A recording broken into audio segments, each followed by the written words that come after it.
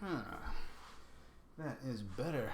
Well, I think it might be just about that time. I know it's been a little while, so I'm gonna have to check to see where we were, but I think, I think we were coming up on chapter 9, if I remember correctly. Right, okay, so, to remember, the last thing that happened was, oh right, that was the Trunchbull. Remember, Miss Trunchbull. Hmm. Ah, that's right. Mrs. Honey was trying to explain to Miss Trunchbull that Matilda was actually very smart. But, no, Mrs. Trunchbull wasn't having any of that. So, on to chapter 9. Oh, that's right, the very last thing that happened. Miss Honey decided she was going to find a way to help Matilda. She didn't know how, but she was going to find a way. So now, chapter 9. The Parents. When Miss Honey emerged from the headmistress's study, most of the children were outside in the playground. Her first move was to go round to the various teachers who taught the senior class and borrow from them a number of textbooks. Books on algebra, geometry, French, English literature, and the like. Then she sought out Matilda and called her into the classroom. "There is no point," she said, "in you sitting in class doing nothing, while I am teaching the rest of the form the 2 times table and how to spell cat and rat and mouse. So, during each lesson, I shall give you one of these textbooks to study. At the end of the lesson, you can come up to me with your questions, if you have any, and I shall try to help you. How does that sound?" "Well, thank you, Miss Honey," Matilda said. "That sounds fine." "I am sure," Miss Honey said, "that we'll be able to get you moved into a much higher form later on. But, for the moment, the headmistress wishes you to stay where you are." "Very well, Miss Honey," Matilda said. "Thank you so much for getting those books for me." What a nice child she is, Miss Honey thought. I don't care what her father said about her. She seems very quiet and gentle to me, and not a bit stuck up in spite of her brilliance. In fact, she hardly seems aware of it. So, when the class reassembled, Matilda went to her desk and began to study a textbook on geometry, which Miss Honey had given her. The teacher kept half an eye on her all the time, and noticed that the child very soon became deeply absorbed in the book. She never glanced up once during the entire lesson. Miss Honey, meanwhile, was making another decision. She was deciding that she would go herself and have a secret talk with Matilda's mother and father as soon as possible. She simply refused to let the matter rest where it was.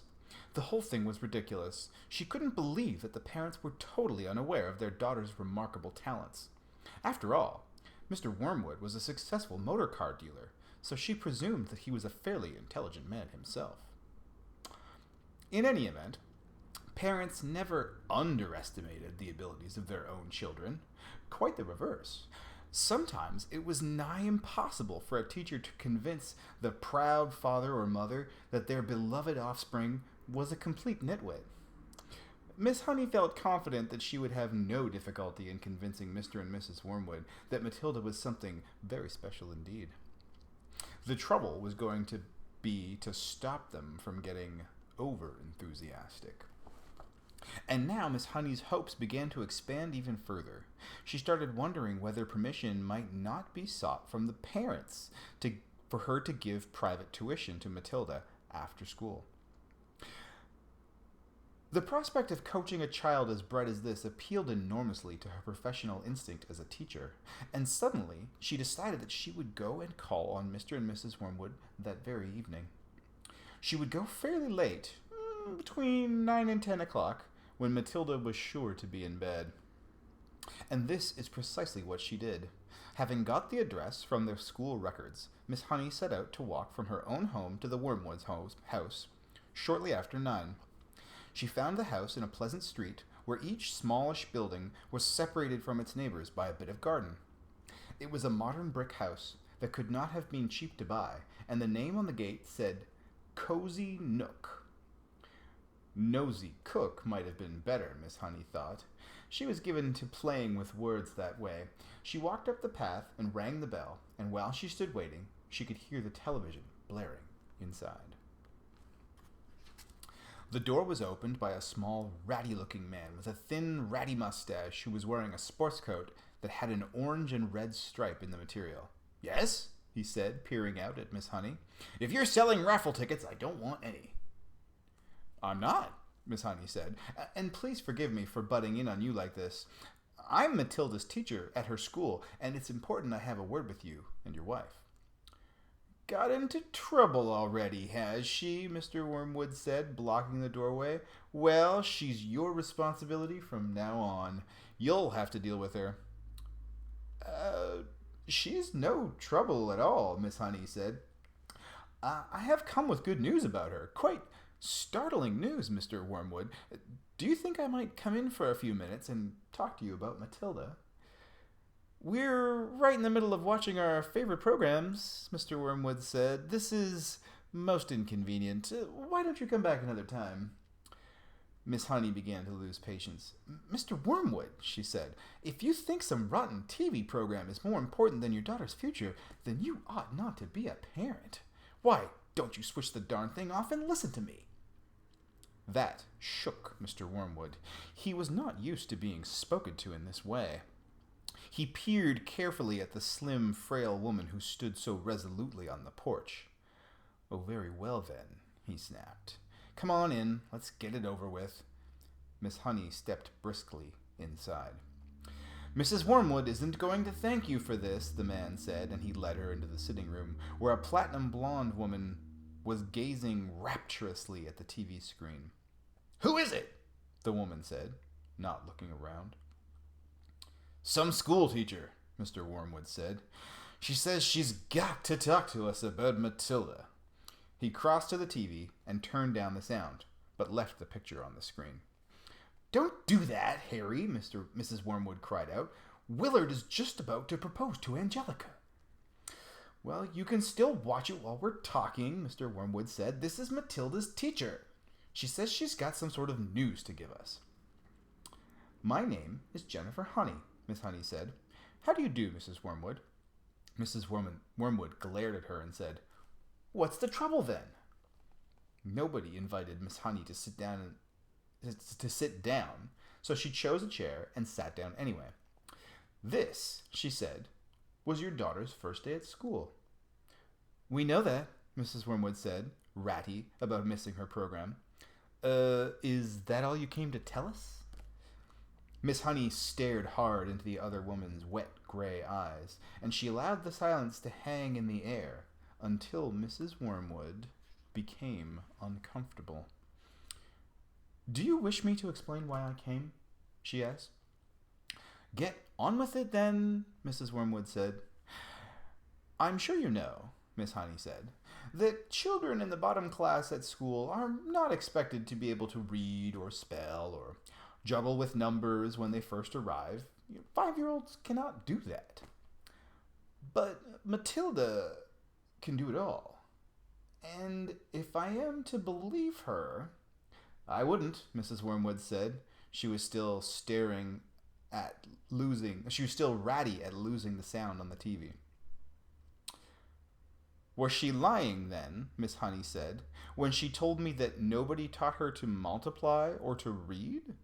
Did either of you teach her?" "Teach her what?" Mr. Wormwood said. "To read.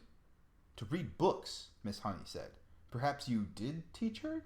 Perhaps she was lying. Perhaps you have shelves full of books all over this house. I wouldn't know. Perhaps you are both great readers." "Of course we read," Mr. Wormwood said. "Don't be so daft. I read the Autocar and the Motor from cover to cover every week."